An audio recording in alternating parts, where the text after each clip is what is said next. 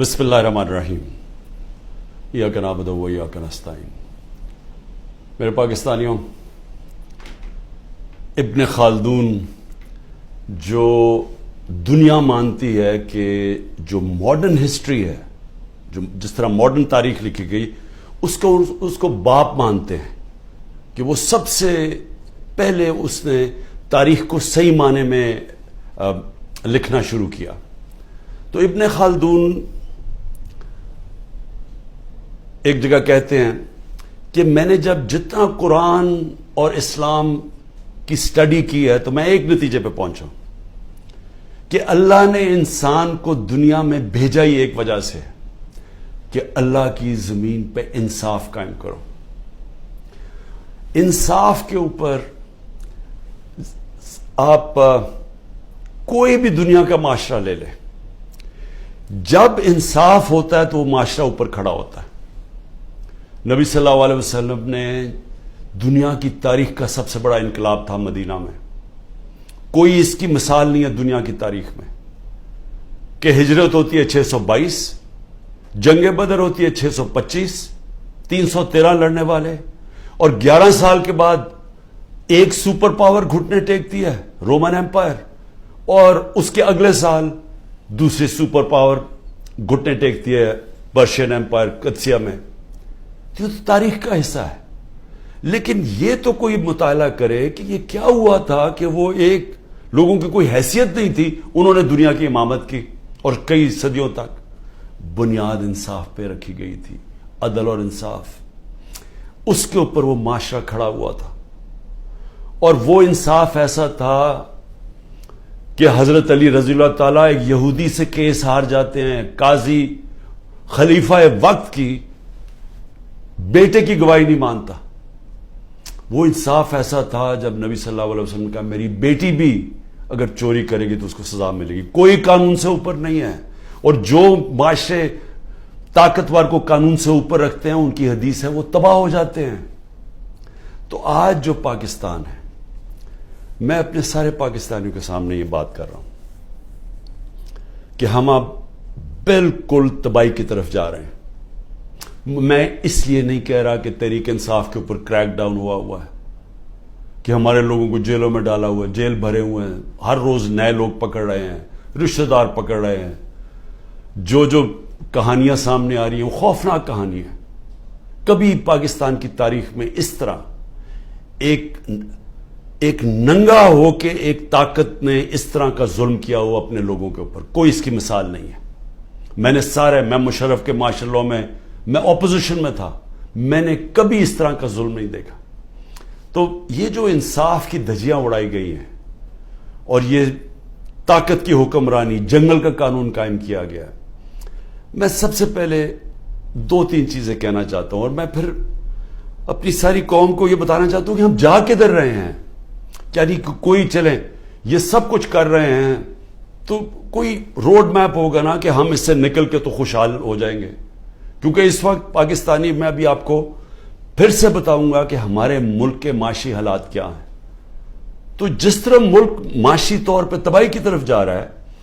تو کوئی تو روڈ میپ ہوگا نا کہ یہ جو ظلم کیا جا رہا ہے، یہ جو پوری جماعت کو ختم کرنے کی کوشش کی جا رہی ہے، کہ اس کا کوئی ملک کو تو کوئی فائدہ ہو نا۔ تو میں سب سے پہلے میں یہ چیزیں اس لیے کہنا چاہتا ہوں کہ میں یہ کبھی یہ سوچتا نہیں تھا کہ میرے ملک میں اس طرح کی چیزیں ہوں گی۔ جیسی بھی حکومتیں آئی ہیں، ایوب خان کا مارشل لاء آیا، ضیاء الحق کا آیا، سنا بڑا پیپلز پارٹی پہ سخت مارشل لاء تھا، لیکن جو پیپلز پارٹی کے معراج محمد خان تھے وہ مجھے بتاتے تھے، کیونکہ وہ ہماری جماعت میں ایک وقت پہ ہم نے ان کو سیکرٹری جنرل بنایا تھا، تو وہ مجھے بتایا کرتے تھے کہ ضیاء الحق کے زمانے میں کیا تھا، اور مشرف کا میں آپ کو خود بتا دیا، کبھی اس طرح کا ظلم نہیں ہوا۔ سب سے پہلے تو خواتین کے اوپر کبھی ایسا ظلم نہیں ہوا، کبھی چادر اور چار دیواری کو اس طرح بے شرمی سے، یعنی کبھی اس کو انہوں نے چادر اور چار دیواری کا جو احترام ہوتا ہے اس کو تباہ نہیں کیا گیا۔ عورتوں کے اوپر ہی میں کبھی اپنی زندگی میں نے نہیں دیکھا کہ ہمارے ملک میں عورتوں سے یہ برتاؤ کیا جو کیا جا رہا ہے آج، صرف اس لیے کہ وہ یہی نہیں تحریک انصاف کی کوئی ممبرز ہوں یا کوئی آفس بیرر ہو، جو ٹویٹ بھی کرتی ہیں، جو حمایتی بھی ہیں، جو ووٹر بھی ہیں، ان کا بھی پتہ چلتا ہے، ان کو پکڑ لیتے ہیں۔ تو ایک اسلم اقبال نے ایک لیٹر لکھا ہے، یہ جو سی سی پی او ہے اور یہ آئی جی ہے اور یہ جو چیف منسٹر ہے اس وقت پنجاب کا، یہ پڑھنے والا ہے، میں نے اس کو آج ٹویٹ بھی کیا ہے۔ اس نے بتایا کہ اس کے سارے گھر کے اوپر کیسا ظلم ہو رہا ہے، اس کی 80 سالہ والدہ کی بھی پرواہ نہیں کی گئی، وہ آکسیجن کے اوپر ہے، ادھر گھس گئے، اس سے بدتمیزی کی،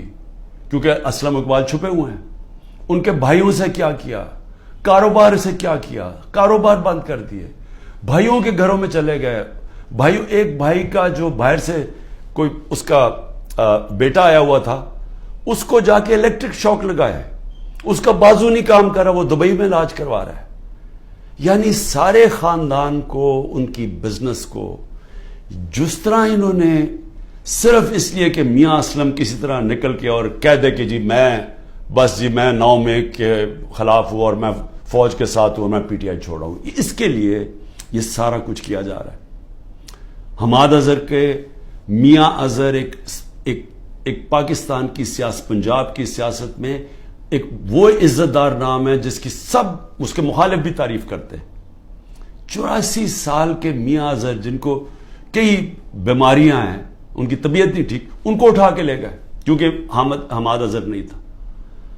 باقی لوگوں کے گھروں میں گھس کے، یعنی جو میں کہانیاں سن رہا ہوں، کراچی کے اندر بھی بات ہو رہی تھی، کراچی میں تو کچھ ہوا ہی نہیں، کراچی میں کیوں جا کے لوگوں کو اٹھانا شروع کر دیا؟ کراچی کے اندر وہیں چھاپے پڑ رہے ہیں، لوگوں کو جیلوں میں ڈال رہا ہے، اور وہاں بیٹھا ہوا آصف زرداری جو ساری زندگی اس نے صرف ایک کام کیا ہے، مخالفوں کو کرش کیا ہے، مخالفوں کو ختم کیا ہے، جھوٹے کیسز، اور جو خریدا جاتا ہے اس کو خرید لیتا ہے، باقی ساروں کو وہ ختم کرتا ہے جو مافیاز کرتے ہیں۔ وہاں ظلم کیا جا رہا ہے، ہر ایک کے اوپر ایف آئی آر ہے، لوگ چھپے ہوئے ہیں، اور صرف ایک طریقہ کہ آپ جناب پارٹی چھوڑ دیں تب وہ ٹھیک ان کو نکل جاتے ہیں۔ یہ بھی سوچ لیں کہ آج ہمارے انصاف کے نظام، یعنی یہ کیسے کوئی اس طرح کہ آپ کے اوپر ہر قسم کا کیس ہے، دہشت گردی کا سب کیس لگا ہوا ہے، جیسے ہی آپ نے کہا میں پارٹی چھوڑا ہوں کیسز ختم۔ تو یہ کیا